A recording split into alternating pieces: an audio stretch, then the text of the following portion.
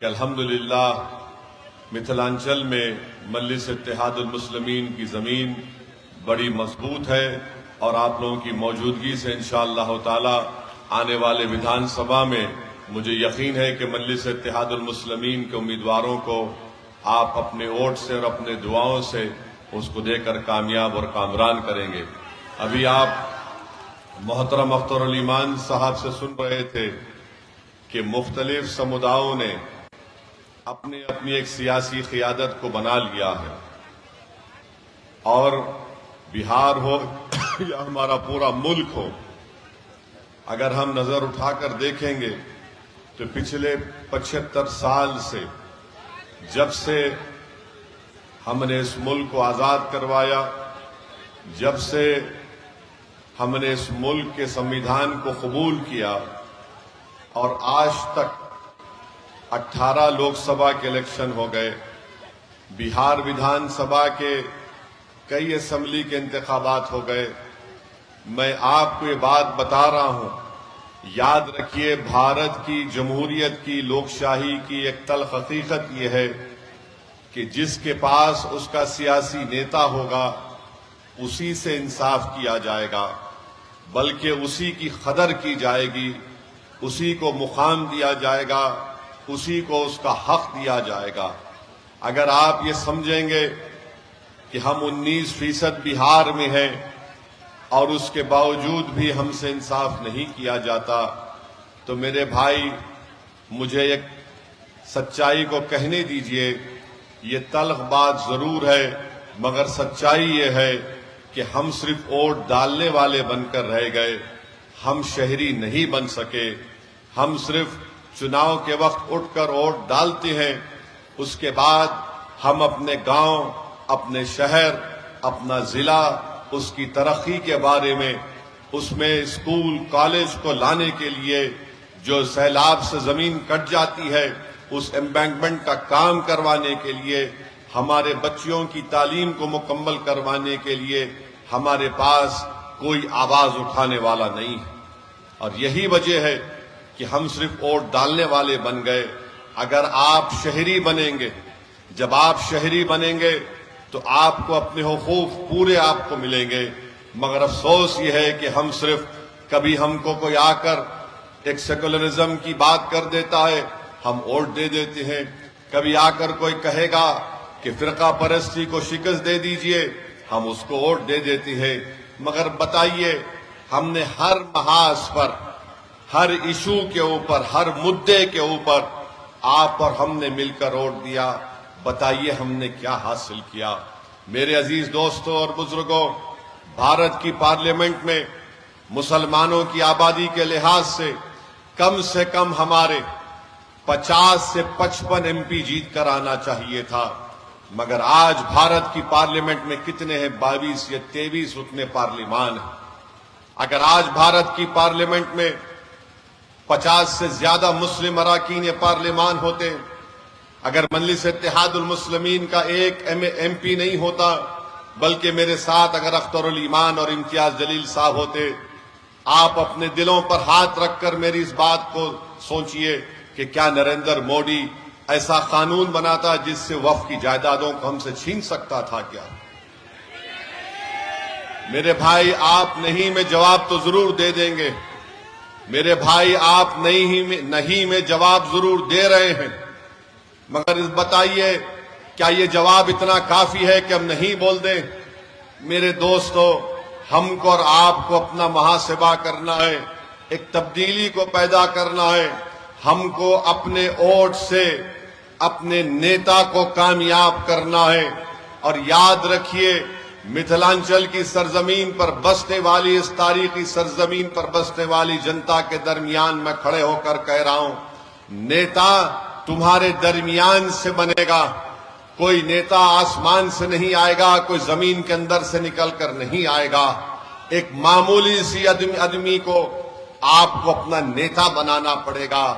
देखो, का नेता है, भूमियारों का नेता है, EBC का नेता है, पसमानदा तबकात का नेता है, मांझी का नेता है, पासवान का नेता है, अरे सबका नेता है। अगर किसी का नेता नहीं है तो बिहार में 19% मुसलमानों का नेता नहीं है। ये सच्चाई है, इसको आपको कबूल करना पड़ेगा। और अगर कोई ये दिमाग में अपनी बात डालकर सोचता है अरे भाई ये ओवैसी क्या कह रहा है, कैसा हम अपना नेता बनाएंगे, अरे जैसा उन्होंने बनाया वैसा आपको बनाना है। हम भी उन्हीं की तरह इंसान हैं, मगर हम में और उनमें फर्क यह है कि वो अपने नेता को बनाने के लिए, अपनी सियासी लीडरशिप को बनाने के लिए एक हो जाते हैं और एक होकर अपना वोट पूरा उस नेता की कामयाबी के लिए इस्तेमाल करते हैं। और हमारा मामला यह है कि जैसा मजलिस उम्मीदवार खड़ा करेगी तो हम हमारे ताल्लुक से बोलना शुरू कर देंगे, अरे ये हैदराबाद से आया है। हाँ, मैं हैदराबाद से आया हूं, कोई चांद से नहीं आया हूं।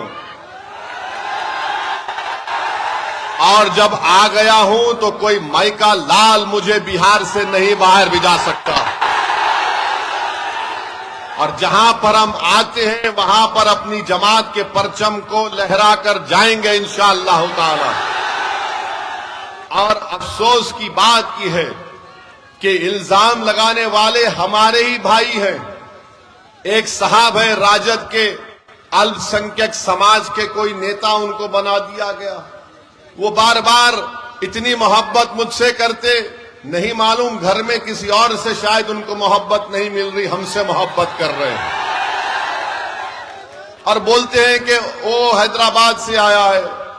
अरे जनाब, आपका लख्ते जिगर, आपका बेटा अगर आज अल्लाह ने उसको डॉक्टर बनाया तो मेरे मेडिकल कॉलेज में पढ़ाकर बनाया, जब तुमको याद नहीं आया। तुम आज हमको बड़ी बड़ी गाली देते हो। अच्छा वो खुद क्या 2019 में उनका बेटा जेडीयू से टिकट लड़कर नहीं इलेक्शन लड़ा था, मोदी का फोटो लगाकर। जब तुमको सेकुलरिज्म याद नहीं आया, अरे तुम अपनी औलाद के लिए सब कुछ कुर्बान कर दोगे। और मैं बिहार आकर 19% जनता की इंसाफ की बात कर रहा हूं। मैं बिहार को अपने बेटे के लिए नहीं आया हूं। मैं बिहार को इसलिए नहीं आया हूं कि हैदराबाद से किसी को लाकर यहां पर इलेक्शन लड़ा दूं। मैं बिहार को इसलिए नहीं आया हूं कि यहां पर वोट हासिल करके जिस तरह वो हमारे 4 एमएलएज अपना जमीर बेचकर बेईमान साबित हुए, वो अपना जमीर बेच देंगे। अरे मैं यहां पर आया हूं तो 19% जनता को एक नेता बनाने के लिए, और ऐसा नेता बनाने के लिए जो ना राजद से डरेगा, ना मोदी से डरेगा, ना नीतीश से डरेगा, बल्कि सिर्फ अल्लाह से डरने वाला होगा। और तुम्हारा मामला यह है कि जब हम नेता की बात करते, सियासी क़ियादत की बात करते, तो तुमको लगता है ना हमारा नेता तो खुला है। अरे तुम्हारा नेता तो लफ्ज मुसलमान बोलने को तैयार नहीं है। तुम्हारा नेता तो लफ्ज मुसलमान बोलने को तैयार नहीं है। ये कब तक ड्रामाबाजी चलेगी बताइए, ड्रामा कब तक चलेगा? मुसलमान इनको कब याद आता है? चुनाव आ गया, ए भाई हमको वोट दे दो, उसके बाद उसको पलट कर मत पूछो। चुनाव खत्म हो गया, हम खत्म हो गए। चुनाव आया तो देखो जुल्म हो रहा है, आपको दबाया जा रहा है। अरे जब जुल्म हो रहा है, जब दबाया जा रहा है, तो उसका रोकथाम कैसा होगा? उसका सद्देबाब क्या होगा? उसका सद्देबाब यह है कि तुमको लीडर बनना पड़ेगा, तुमको कायद बनना पड़ेगा। मुकद्दर के फैसले तुम तय करोगे कि पटना में जालिम बैठकर तुम्हारे नौजवानों, तुम्हारे मुस्तकबिल का फैसला नहीं करेगा।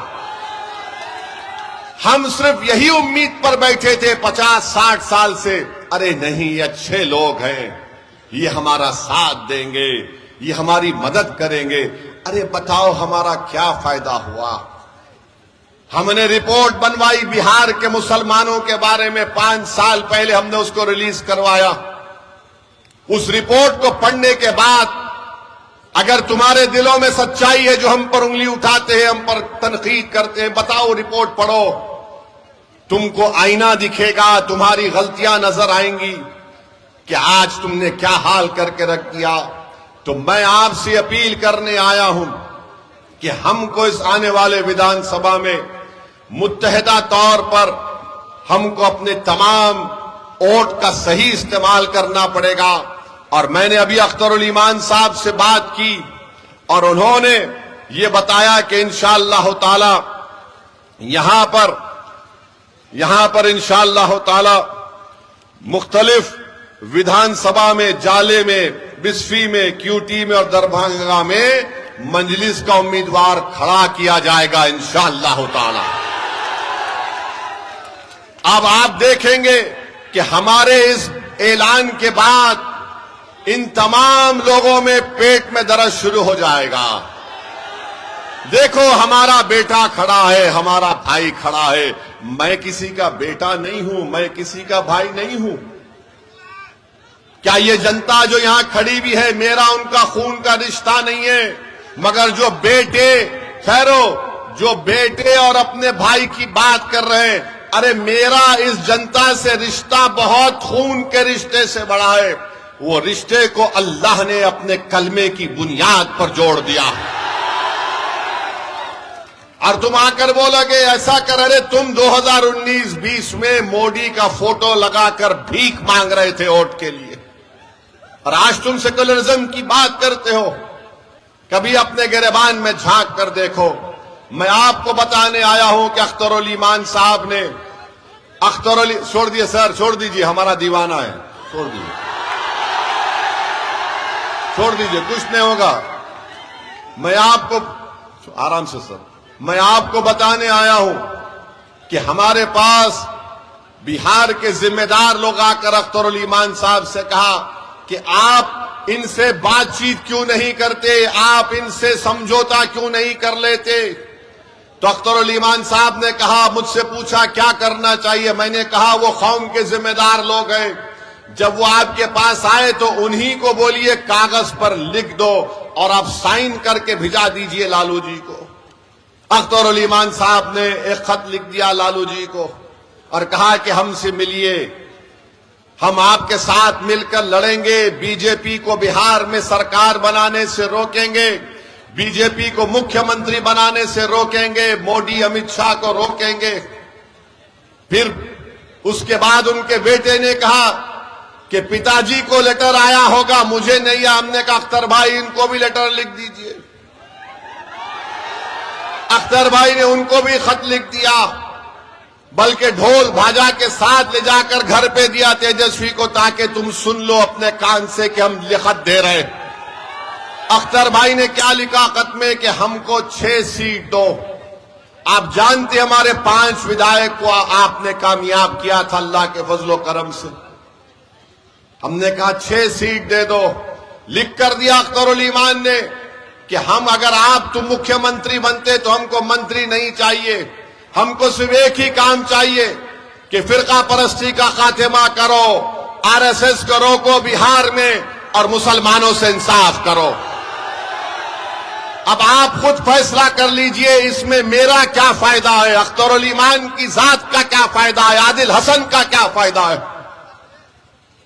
हम में उनमें एक ही फर्क है, हम कह रहे हैं कि ये हमको चाहिए, उसके बावजूद भी वो हमसे बात करने के लिए तैयार नहीं है। तो बिहार की जनता को मालूम हो गया कि कौन मोदी, अमित शाह और नीतीश कुमार की सरकार दोबारा बनाने से रोकना चाहता है और कौन उसको लाना चाहता है। ये फैसला आपको करना है। और सुन लो तेजस्वी, सुन लो राजद के नेता, हम तुमको बता रहे हैं तुम्हारी नादानी तुमको नुकसान पहुंचाएगी, तुम्हारा गुरूर और तुम्हारा तकब्बुर तुमको कमजोर करके रख देगा इंशाअल्लाह। तुम ये समझ रहे हो कि तुम सब कुछ कर जाओगे, तुम नहीं कर सकते। तुमको अगर बिहार में बीजेपी को रोकना है और बिहार में दोबारा मोदी और नीतीश कुमार की सरकार को अगर रोकना है तो तुमको ओवैसी और अख्तरुल ईमान का हाथ पकड़ना पड़ेगा। और अगर तुम नहीं पकड़ोगे तो हमको कोई फर्क नहीं पड़ता, हम तो सिर्फ वही कहेंगे कि हस्बुनल्लाहु निअमल वकील, हस्बुनल्लाहु निअमल वकील। लड़ना हमको सबसे बेहतरीन आता है, लड़ेंगे जरूर इंशाअल्लाह ताला। और हम किसी माई का लाल से डरने वाले नहीं हैं, मगर आप तक ये बात पहुंचाना था, आप तक ये पैगाम देना था कि आप देख लीजिए कि कल ये लोग बोलते थे ओवैसी बड़ा गुरूर करता है, वो किसी से बात करना नहीं चाहता। अरे जालिमों, मैं तो हमेशा से तैयार था। अभी आज से 1 महीना पहले वाइस प्रेसिडेंट ऑफ इंडिया का इलेक्शन हुआ, नायब सदर जमहूरिया का। किसको वोट दिया ओवैसी ने? किसको वोट दिया ओवैसी ने? सुप्रीम कोर्ट के रिटायर्ड जज जस्टिस सुदर्शन रेड्डी साहब, जो इंडिया अलायंस के उम्मीदवार थे, हमसे बात की और कहा कि ओवैसी साहब आपका सपोर्ट चाहिए। हमने कहा सुदर्शन रेड्डी साहब, आप सुप्रीम कोर्ट के जज रह चुके हैं, हम बराबर साथ देंगे। हमारे तेलंगाना के मुख्यमंत्री रेवंत रेड्डी ने हमसे मिलकर कहा कि असद भाई साथ दो। किसको वोट दिया फिर? आज तुम हम पे उंगली उठाते हो। दूसरी अहम बात मेरे अजीज दोस्तों और बुजुर्गों, आज नीतीश कुमार की सरकार के 20 साल से ज्यादा का वक्त हो चुका है। अब ये हाल हो चुका है कि महिलाओं के पास 10-10 हजार रुपये डाल रहे हैं। हम ये पूछना चाहते हैं, अगर 7,000 करोड़ का सही इस्तेमाल होता तो क्या दरभंगा में एम्स नहीं बना सकते थे आप? दरभंगा में एम्स बना सकते थे। अगर महिलाओं से इतनी मोहब्बत थी तो आप अस्पताल बना देते। महिलाओं से इतनी मोहब्बत थी तो बच्चियों के लिए कॉलेज बना देते। आगे आप कुछ नहीं कर रहे और सिर्फ ऐलान कर रहे हैं। महाराष्ट्र में भी यही ड्रामा हुआ था। इसी तरह महाराष्ट्र चुनाव से पहले महिलाओं के अकाउंट में पैसे आए। अब फोन कर कर पूछ लो, महाराष्ट्र में कई नाम कम कर दिए गए, बास को पैसे भी नहीं आ रहे। तो मोदी जी लंबा लंबा छोड़ते, आपको मालूम ना, लंबा लंबा छोड़ते। अब मोदी जी ने कह दिया कि भारत की जंग आजादी में आरएसएस ने बड़ा योगदान दिया। भाइयों बहनों, आप बताइए वो आरएसएस जो भारत की आजादी में उनका एक आदमी नहीं मरा, एक भी नहीं मरा। अगर कोई मरा अपनी जान दिया तो मोदी नाम बताओ। अगर एक आदमी तुम्हारा मरा तो नाम बताओ। मैं तुमको बिहार में जिन हमारे बुजुर्गों ने जंग आजादी में हिस्सा लिया, सुनो भाजपा आरएसएस वालों, मैं तुमको नाम सुनाता हूं। अब्दुल कय्यूम अंसारी, मौलाना मजहरुल हक, बिस्मिल अजीमाबाद, सैयद अली इमाम, अब्दुल गफूर, सैयद महमूद, मखफूर अहमद एजाजी, ऐसे बहुत से नाम है। मोदी जी 1 घंटा लग जाएगा, इतने नाम बोलूंगा मैं। आप एक आदमी का नाम बताओ। झूठ बोलता है देश का प्रधानमंत्री के आरएसएस ने देश की आजादी में हिस्सा लिया।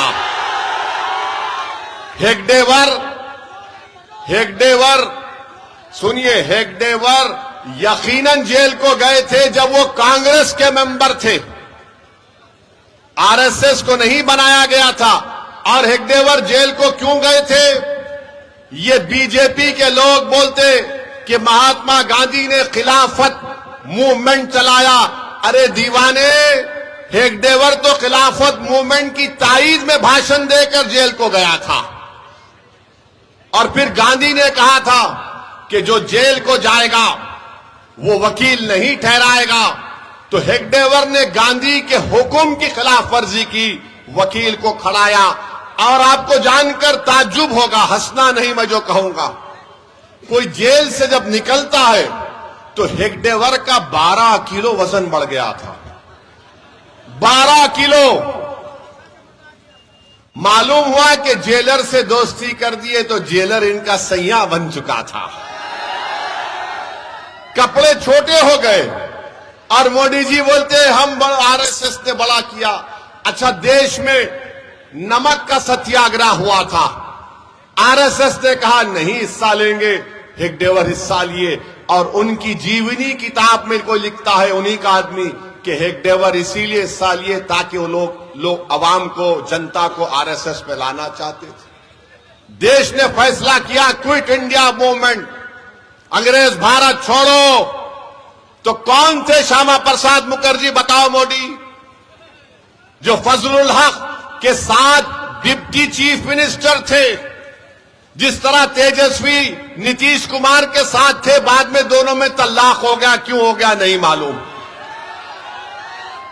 श्यामा प्रसाद मुखर्जी, पूरा देश बोल रहा अंग्रेज छोड़ो, श्यामा प्रसाद मुखर्जी बोल रहे नहीं अंग्रेज रहो। उस पर नहीं बोलेंगे।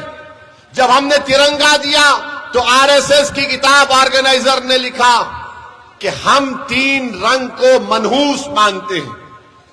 ये ऑर्गेनाइजर मैगजीन ने लिखा कि भारत का तिरंगे में 3 रंग मनहूस होता है।